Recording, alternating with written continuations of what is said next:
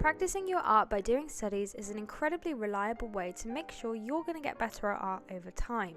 This is what I spent today doing. I did a light and shadow study of a face, and I'm basically just going to walk you through my process from beginning to end. Studies are not final pieces, so they never have to be perfect. They're just a way for you to exercise what you already know about art and build upon it. Without further ado, let's get into the video. So the beginning stages are always your prepping and masking. I mean, I'd never used a mask in the past, but I do find that it helps a lot in terms of giving me a stable piece of paper that doesn't move around. And also it's so satisfying to take off the tape at the end. It makes it look cleaner, I just love it. And then I use a watercolor pencil. So today in particular we're using gouache. So I'm using a watercolor pencil to set my base down. And then I'm using these Windsor foundation brushes, which are actually for acrylic, but they work really nicely with gouache. And so with gouache, you just want to make a nice wash to begin with. So I took burnt sienna, I really watered it down and just kind of washed it across the paper. And if it looks a bit pink, it's because, yeah, the watercolor pencil kind of melted into it. I think it created a really nice base color. And so my study today was mostly about highlights and shadows, not so much colors and shapes and forms. You know, I can draw better faces than this, but I decided to draw the face with these particular lights and shadows because I wanted to practice that again. So here I was mixing a skin color. I took the peach from my Himi Gouache palette and actually mixed in some blue to make it a little bit more muted, and I did a thin layer of that, basically just laying down the base layers. And this is what you do on the first layer of your study, is just lay down the base colors. Nothing has to be perfectly blended, nothing has to be seamless. You just literally want to be able to squint your eyes and think, that looks correct, that looks accurate, that resembles my reference photo somewhat. I won't be sharing the reference photo I used in this video purely because I wasn't trying my hardest to replicate it. I was more using it to focus on the lights and shadows and to kind of have or improve my understanding of how the lights and shadows should fall from the lighting in that particular picture. So in terms of finding your own reference photo, you have a few different options. Google Images is good, Pinterest is even better if you want more aesthetic and artistic content, and it's sort of all in one place, and you can definitely go down a hashtag rabbit hole and find everything you need.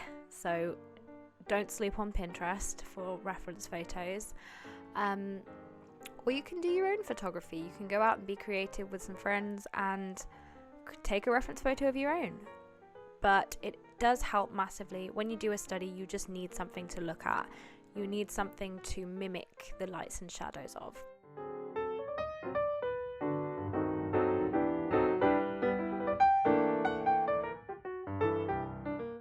So I've done the base colors, and this is sort of what it looks like. It's very flat, not super defined, but you can tell that it makes visual sense. So in the next few layers, I'm basically going to be darkening everything up and looking at shadows within shadows or lights within lights, because shadows are never one block color. There are always shadows within shadows, generally speaking. So I am trying to darken some of the darkest points of the shadow and retain the lightness of some of the lighter points of the shadow. Also, just a tip for mixing colors for shadows, they tend to be a lot grayer, so you won't want to mix a warm color for a shadow. You will generally want to mix something quite cool.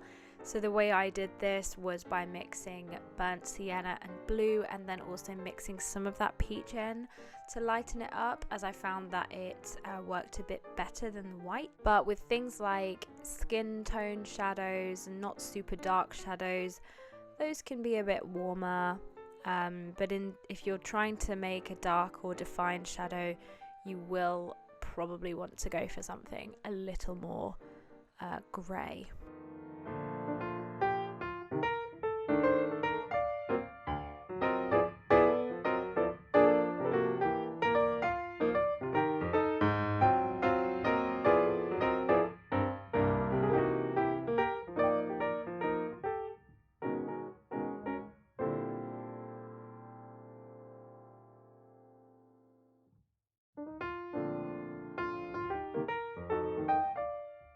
So from about the next few layers onwards, it's all about just building up your shadows and tones. So you just want to make sure everything is accurate, and it's just a case of making things slowly more refined, more accurate, adding in more detail. This is the part where I feel like I made a bit of a turning point in the painting. So I'm using a fine brush now and really focusing on those shadows and highlights to try and make the painting pop. And especially, I mean, we're not going to do fine detailing just yet. Actually, I think I might be, never mind. When you take a fine brush and you add in all those details like eyelashes and tiny shadows around the eye, for example, or around the iris, or little individual hairs, those things are what really brings your painting together.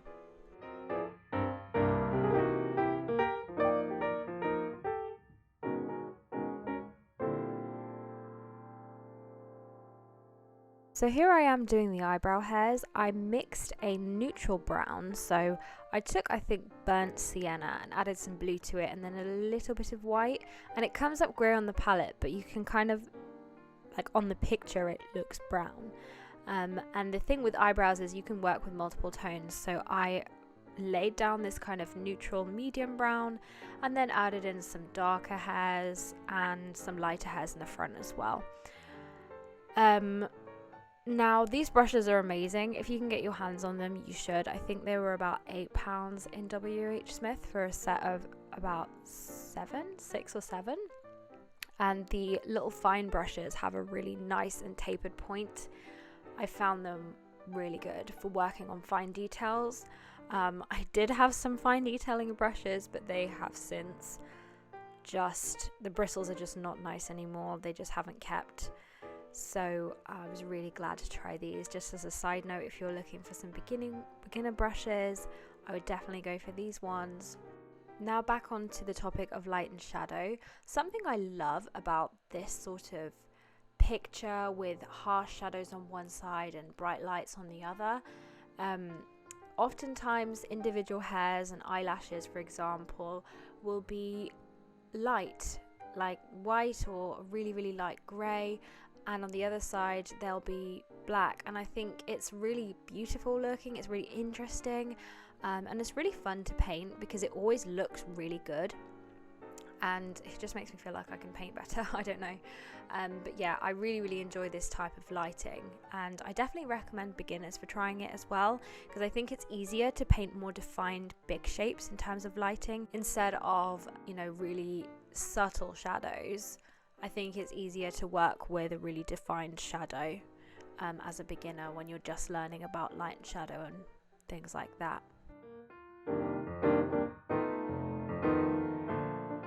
So I do feel that I overworked this painting a little bit, and I'll talk about that in a moment. But here is the satisfying ending where I removed the tape after several hours of work.